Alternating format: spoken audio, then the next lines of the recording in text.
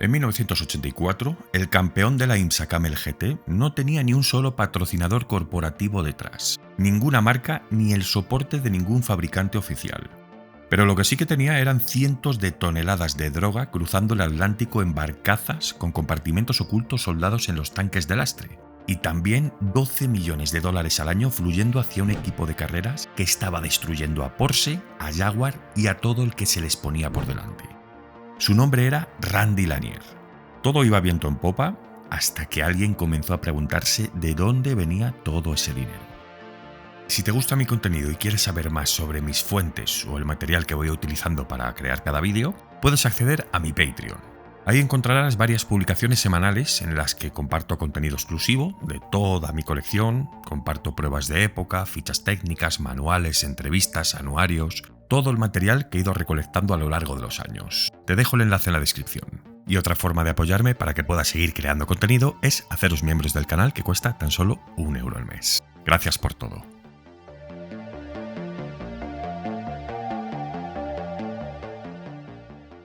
Randy Thomas Lanier nació el 22 de septiembre de 1954 en Lynchburg, Virginia, en una granja tabacalera sin agua corriente. Su padre era carpintero, un hombre severo de campo, y su madre era una cuidadora en un hospital psiquiátrico. No eran gente próspera, pero sí humilde y trabajadora. Con 13 años, la familia al completo, Randy y sus 4 hermanos, se traslada hasta Hollywood, una ciudad pequeña pegada a Fort Lauderdale, en el condado de Broward. El sur de Florida de finales de los 70 era un territorio con sus propias reglas.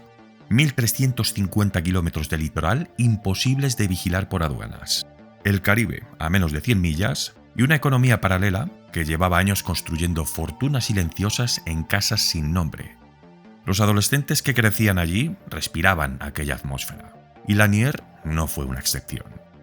A los 15 años, mientras trabajaba en obras de construcción, ya vendía algo de hierba entre sus compañeros del Instituto Miramar para sacarse un dinero extra. Y a los 19 ya tenía el suficiente dinero ahorrado como para comprarse una lancha Magnum Sport de 8,2 metros de eslora, con la que comenzó a hacer travesías hasta las Bahamas, transportando cargamentos por encargo. Entonces, con el dinero que estaba recaudando, compró 2 lanchas más. En 1976 se casaría con Pam, su novia del instituto, y abriría un negocio de alquiler de embarcaciones y motos acuáticas que únicamente utilizaría como tapadera. Y durante 3 años mantuvo aquellos 2 mundos en equilibrio sin que ninguno de los dos interfiriera demasiado en el otro. Sin embargo, en 1979, en una feria de automóviles en el Miami Beach Convention Center, se detuvo ante el stand del Sport Car Club of America, la SCCA.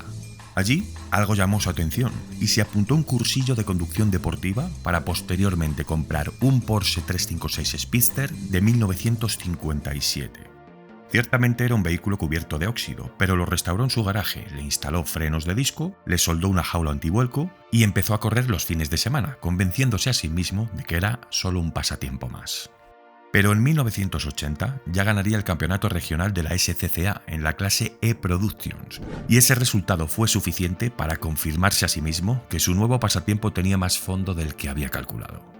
Mientras tanto, aquella Magnum Sport, con la que realizaba sus transportes, había dado paso a un arrastrero de 65 pies con capacidad para más de 8 toneladas, y el dinero que generaban aquellas travesías seguía alimentando los 2 lados de su vida con una fluidez que empezaría a ser peligrosa. Su debut en la IMSA Camel GT no tardaría en llegar. En la final de Daytona de 1981, junto a los hermanos Whittington, clasificaron en el puesto 30. Y en enero de 1982, aunque volvería a aparecer en Daytona como espectador, se marcharía de allí como piloto, cuando Janet Gutiérrez enfermó y el equipo NART de Luigi Chinetti requirió de un tercer hombre para pilotar. El equipo rodó en tercer puesto durante 18 horas hasta que Lanier, en su primer stint al amanecer, destruyó la transmisión. En aquel entonces, el mismísimo Bob Wollek le gritó desde el muro de boxes algo que, no necesitaba traducción. A pesar de aquello, Preston Gen, el magnate que entonces financiaba el equipo NART, invitaría a Lanier a participar en Le Mans. Jet privado, mansión de 56 habitaciones, la experiencia completa. Correrían en este caso con un Ferrari 512 BB LM, el coche número 73 en la categoría GTX. Después de aquella experiencia, aquella noche, Lanier le dijo a su esposa Pam que eso era lo que quería hacer durante el resto de su vida. Era una afirmación sincera y al mismo tiempo incompleta, porque semanas antes había coordinado en una playa de Melbourne Beach la primera operación colombiana a gran escala.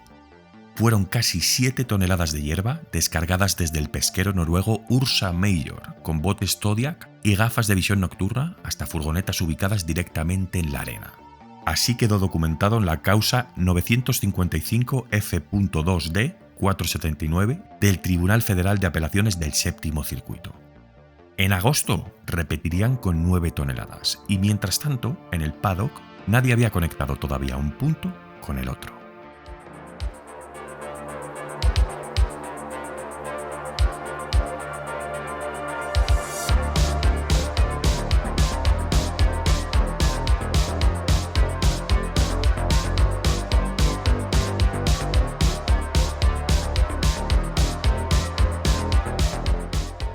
El padre de Ben Kramer se había casado con una sobrina de Meyer Lansky, el hombre que durante 4 décadas había gestionado el dinero del crimen organizado americano desde las Bahamas hasta La Habana.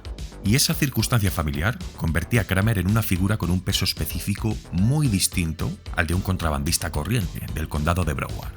Fue él quien conectaría a Lanier con George Brock y Eugene Fisher, propietario de una barcaza oceánica de acero tan larga como un campo de fútbol americano. De aquella reunión nacería una estructura que el Tribunal Federal describiría años después como la empresa criminal. Fisher con la logística marítima, Brock con las tripulaciones y el desembarco, Kramer comprando directamente en Colombia y Lanier, nuestro hombre, distribuyendo en suelo americano con una red que llegaba ya desde Florida hasta Illinois. En la primavera de 1983, soldadores de la Guajira colombiana sellarían los fardos bajo planchas de acero en los tanques de lastre de la barcaza, que posteriormente se rellenarían de agua salada para que los detectores de humedad no señalaran nada anómalo durante la travesía. Eran casi 14 toneladas que llegaron a Bridgeport, Connecticut. En otoño, otras 6 toneladas más se distribuyeron desde Nueva York hacia el área de San Luis. Los números estaban creciendo paulatinamente y con ellos la confianza de que el sistema era sólido. Entonces, con todo ese dinero que estaba entrando, Randy Lanier decide cumplir su sueño, fundar el equipo Blue Thunder Racing, y lo haría junto a Bill Whittington, ganador de las 24 horas de Le Mans de 1979, y junto al jefe de mecánicos Kate Layton. Los hermanos Whittington también fueron famosos por sus problemas con la ley. Hace muchísimo que hablé de ello en un vídeo. El caso es que los chasis que compró Lanier para el equipo serían los March 83G y 84G, diseñados nada menos que por Adrian Newey. Eran monocascos de aluminio con carrocería de Kevlar y fibra de carbono que apenas llegaban a los 900 kilos. Los propulsores eran Chevrolet V8 Small Block de aluminio, con 5.8 litros y preparación de Ryan Falconer. Eran mecánicas que se reconstruían una a una después de cada carrera. En la carrocería de ambos vehículos, con una buena visibilidad desde la tribuna, únicamente figuraría el logotipo de Apache Power Boats, la empresa de Ben Kramer, el mismo hombre que negociaba los cargamentos directamente en Colombia. Así pues, la temporada realizada por Blue Thunder en 1984 no dejó margen para la interpretación. 6 victorias, incluyendo Riverside, Laguna Seca, Charlotte, Portland y Michigan. Lo suficiente como para arrebatarle el campeonato a los Porsche 962 de Al Holbert y Derek Bell y a los Jaguar XJR5 del propio Bob Tullius. Aquella victoria de un equipo desconocido, sin patrocinadores y con pilotos cuyos nombres apenas habían sonado en los paddocks, comenzó a levantar ya algunas preguntas. De hecho, el protagonismo fue tal que al terminar la temporada, Ford le ofrecería a Lanier un contrato como piloto oficial. Aquí, como anécdota, Randy Lanier declaró que estuvo sospechando durante varios minutos que aquellos tipos trajeados de Ford pertenecían al FBI y que le estaban siguiendo la pista. Sin embargo, eran realmente ejecutivos de Ford Motorsport, a los que Randy, precisamente, declinaría la oferta. Cuando llegó 1985, Randy Lanier ficharía por Arciero Racing para correr el campeonato kart. Lo haría con un Lola T900, propulsado por un bloque Cosworth DFX, un V8 turboalimentado de 2,6 litros derivado del motor de Fórmula 1 que había ganado las 500 millas de Indianápolis 10 años consecutivos y que acumulaba 81 victorias seguidas en la IndyCar. Era el motor que definía la categoría entonces, y Lanier quería correr con él en el Brickyard por encima de cualquier otro objetivo. Pero los jueces de la USAC lo rechazaron por falta de experiencia en los óvalos. Al parecer, el haber ganado la IMSA no era suficiente argumento como para correr allí, así que regresaría en 1986 con un March 86T de Frank Arciero, un armador con fama de identificar al piloto correcto antes que nadie. Curiosamente, esta vez los jueces, tan solo un año después, no encontraron argumentos para cerrarle la puerta a Lanier. Y es entonces cuando comenzó la operación. El 11 de marzo de 1986, semanas antes de las clasificaciones, la Policía Federal detuvo a Bill Whittington y lo acusó de evasión fiscal y tráfico de drogas. Sin embargo, el nombre de Lanier aparecería en la prensa por asociación, y aunque este lo negó todo, las investigaciones de la operación no se detuvieron ahí. El caso es que cuando llegó el mes de mayo y Lanier trazó su vuelta de clasificación en el Brickyard, el resultado fueron 337,90 km por hora de media en 4 vueltas. Era el récord de novato más rápido en la historia de las 500 millas de Indianápolis, por encima incluso de lo que había marcado Michael Andretti en 1984. Saldría en la posición 13 de la parrilla y terminaría en la posición 10. AJ Foyt y Tom Sniva, que antes de las clasificaciones habían exigido públicamente que Lanier repitiera las pruebas de novato, no dijeron nada cuando cruzó la meta.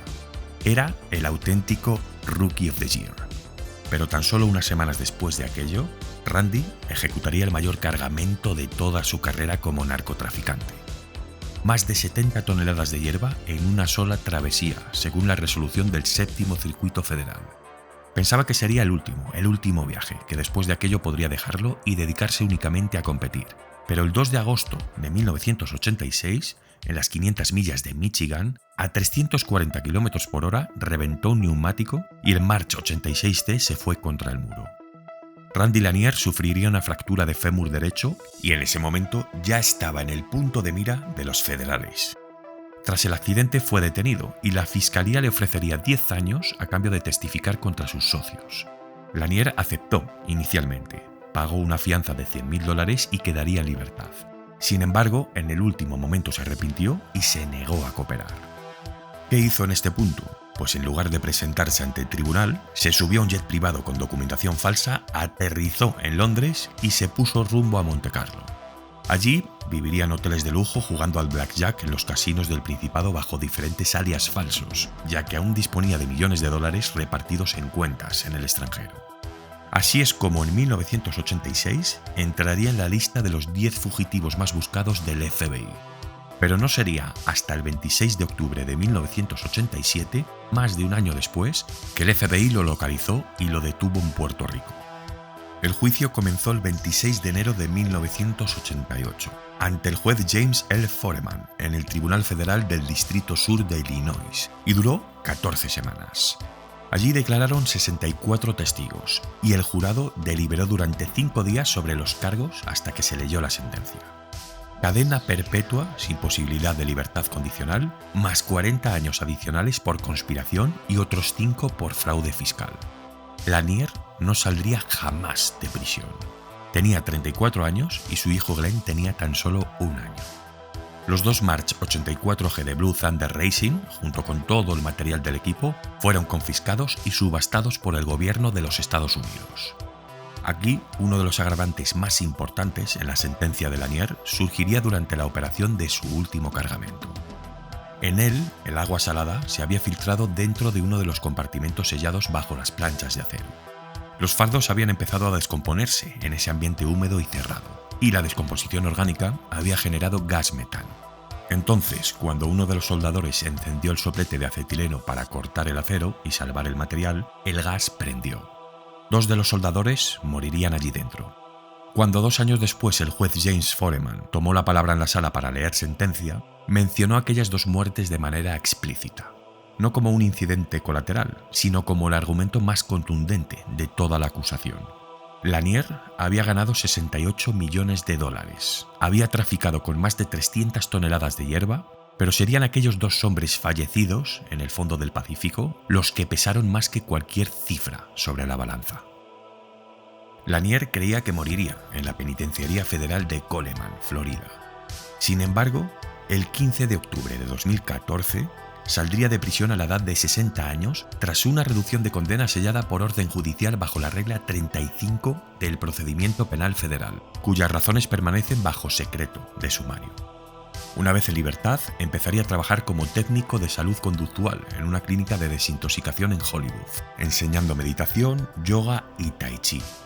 Se convirtió en embajador de 2 empresas de cannabis medicinal y colaboró con Freedom Grown, una organización sin ánimo de lucro que asiste a presos condenados por delitos relacionados con esta droga. La misma planta, por la que cumplió 27 años de cadena perpetua, se vende hoy como receta médica en farmacias reguladas a 3 manzanas del juzgado de Illinois, donde el juez Foreman firmó su sentencia.